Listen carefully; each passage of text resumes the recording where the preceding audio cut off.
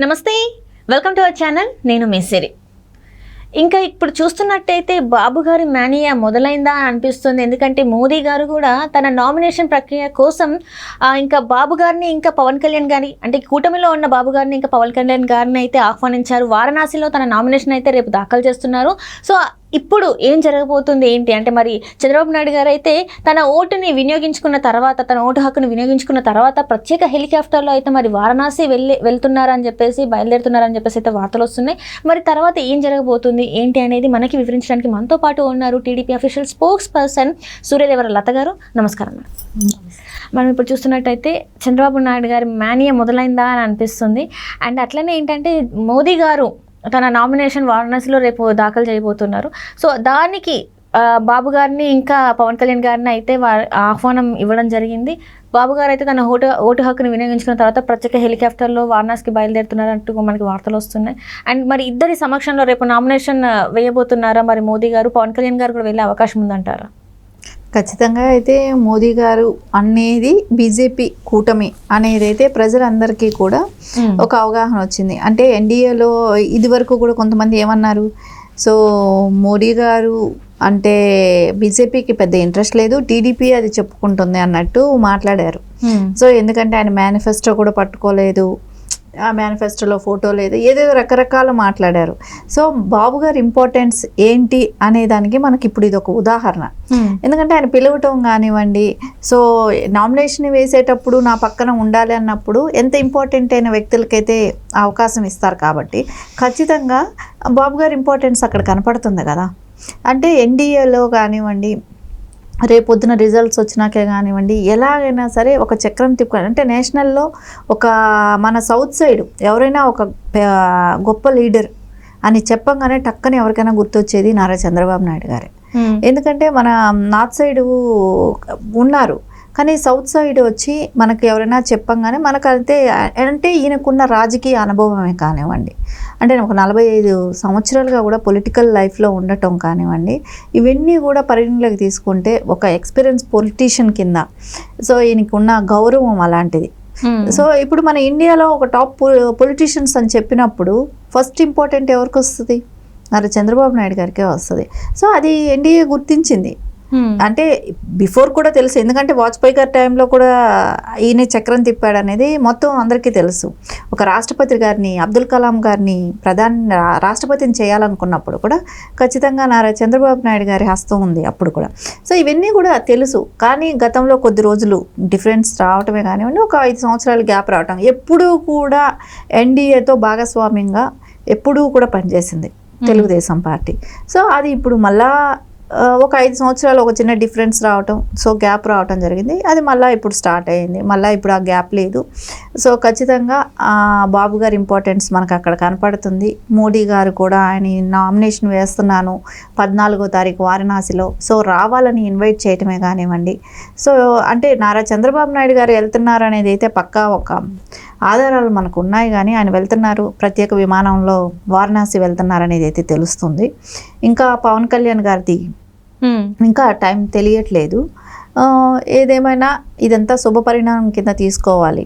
అంటే ఇప్పుడు చూస్తుంటే మోదీ గారిని కొంతమంది అంటే ఏపీ ప్రజలు నమ్మలేని పరిస్థితుల్లో ఉండే అని చెప్పేసి మనం గతంలో చూసాం.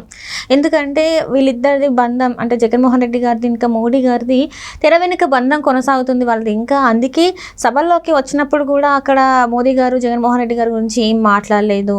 అక్కడ సభకు వచ్చినప్పుడు కూడా అక్కడ సెక్యూరిటీ సరిగ్గా లేకపోయినా కూడా ఎలాంటి చర్యలు తీసుకోలేదు అని చెప్పేసి జనాలలో ఒక ఆలోచన పడిపోయింది. ఒక అనుమానం అంటే వాళ్ళు వ్యక్తపరిచారు. ఏంటంటే మరి వీళ్ళతో కూటమి అన్నారు, మరి ఇంత జరుగుతున్నా కూడా జగన్మోహన్ రెడ్డి గారి గురించి మాట్లాడలేదు. అండ్ అంటే సభకు వచ్చినప్పుడు మైకుల గురించే కావచ్చు, అది వాళ్ళు ప్రజలు చేసిన డిస్టర్బెన్స్ గురించి దాని మీద కూడా ఎలాంటి చర్యలు తీసుకోలేదు. ఏంటి మరి ఇంకా సపోర్ట్ చేస్తున్నారా అని చెప్పేసి అనుకున్న ఈ తరుణంలో మరి ఇది ఒక ఉదాహరణ అనుకోవచ్చా? వాళ్ళకి సపోర్ట్ కాదు, చంద్రబాబు నాయుడు గారికే సపోర్ట్ అని చెప్పేసి అనుకోవచ్చా? ఎందుకంటే అక్కడ అనుకోవటం అనేది లేదు అసలు. ఎందుకంటే పక్కాగా ఒక పొత్తులోకి వచ్చినప్పుడు ఖచ్చితంగా 3 పార్టీలు కూడా కలిసి పొత్తులో ఉన్నాయి. సో అపోజిషన్ వాళ్ళు ఏదో ఒకటి సృష్టించాలి, ఏదో ఒకటి మాట్లాడాలి, సో దీన్ని విచ్ఛిన్నం చేయాలనే దానికి ఫ్రమ్ ద బిగినింగ్ నుంచి ఆ కుట్ర చేస్తూనే వచ్చారు. సో అది ఎక్కడా కూడా వాళ్ళు అనుకున్నది అవ్వలేదు. అవ్వకపోతుండే కొద్దిగా అయినా మనం ట్రై అగైన్ అన్నట్టు ట్రై చేస్తూనే వచ్చారు. సో ఎక్కడ సక్సెస్ అవ్వకపోయేటప్పటికి మొన్న మనం అందరినీ చూసాం. అందరూ ఒక్కొక్కళ్ళు ఎలా మారిపోయారు. ఇప్పుడు డీజీపీ గారు ఆ వైఫల్యాలు చూపెట్టేగా మారారు. సో మొన్న మనం విజయవాడ కమిషనర్ గారు రానా గారు, సో గులకరాయి ఇష్యూతోనే కదా మానిపోయాడు. సో ఇవన్నీ కూడా మనం చూస్తుంటే ఫస్ట్లో ఏమన్నారు, లేదు తెర వెనక జగన్మోహన్ రెడ్డికే సపోర్ట్ ఉంది అని అన్నారు. సో ఇప్పుడు ఎలక్షన్ మనకు దగ్గర పడిన దగ్గర నుంచి ఒక్కోటి చేంజెస్ అయితే మనకు కనపడుతూనే వచ్చాయి. సో ఎక్కడ కూడా జగన్మోహన్ రెడ్డికి సపోర్ట్ అనే కానివ్వండి, ఎక్కడ ఇది లేదు. సో మాట్లాడటం కూడా ఆఖరిలో చెప్పారు, ఎవరైనా సరే కరప్షన్ ఉంటే జైలుకి వెళ్లాల్సిందే అని చెప్పి బహిరంగ సభల్లో చెప్పారు. సార్ రేపు పొద్దున 43,000 కోట్ల కేసు మళ్ళా బయట వస్తుంది. సో రేపు పొద్దున జైలుకి వెళ్ళే అవకాశం ఉంటుంది. దానికి భయపడేనేమో జగన్మోహన్ రెడ్డి విదేశాలు వెళ్ళిపోవటానికి ట్రై చేసుకుంటున్నాడు.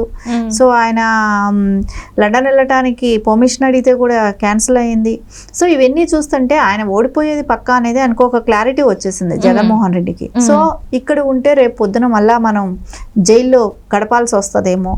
సో ఇన్ని అంటే ఒక వదిలేస్తే 43,000 కోట్లు అనేది అంటే ఇప్పుడు చేసిన స్కాముల్లో చూస్తే 43,000 కోట్లు అనేది చాలా చిన్న విషయం అవుతుంది. ఇది చాలా పెద్ద విషయం.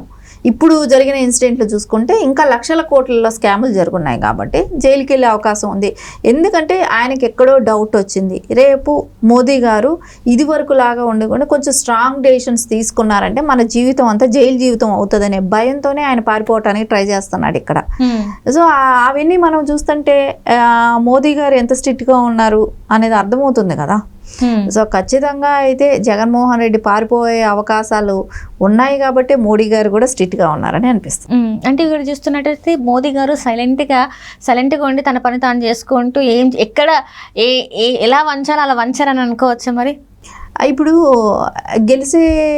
ఎవరైనా సరే గెలిసే వాళ్ళకి సపోర్ట్ చేయాలనేది ఉంటుంది. ప్రజల్లో వచ్చిన వ్యతిరేకత కూడా మోదీ గారు గమనించే ఉంటారు కదా.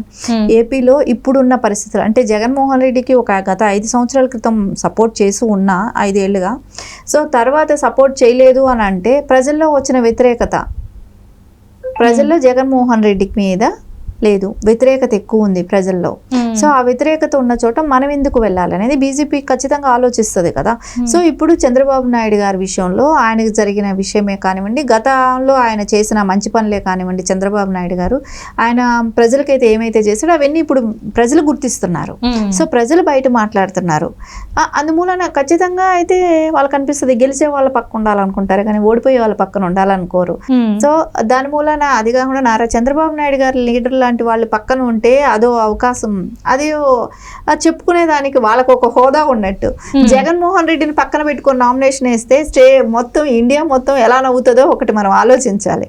సో మోదీ గారి ఇమేజ్ ను కూడా డ్యామేజ్ చేసిన వాళ్ళు అవుతారు కాబట్టి సో మోదీ గారి పక్కన ఎవరు ఉండాలి, ఒక జగన్మోహన్ రెడ్డి లాంటి వాళ్ళు ఉండాలా, నారా చంద్రబాబు నాయుడు గారు లాంటి వాళ్ళు ఉండాలా. సో వాళ్ళ ఇమేజ్ ఎవరుంటే పెరుగుతుంది అనేది ఖచ్చితంగా మోదీ గారైనా ఆలోచిస్తారు, బీజేపీ పార్టీ అయినా ఆలోచిస్తుంది కాబట్టి ఖచ్చితంగా ఆ దిశగానే వాళ్ళు ముందుకెళ్తారు. Right madam, right. Thank you so much madam. నమస్తే.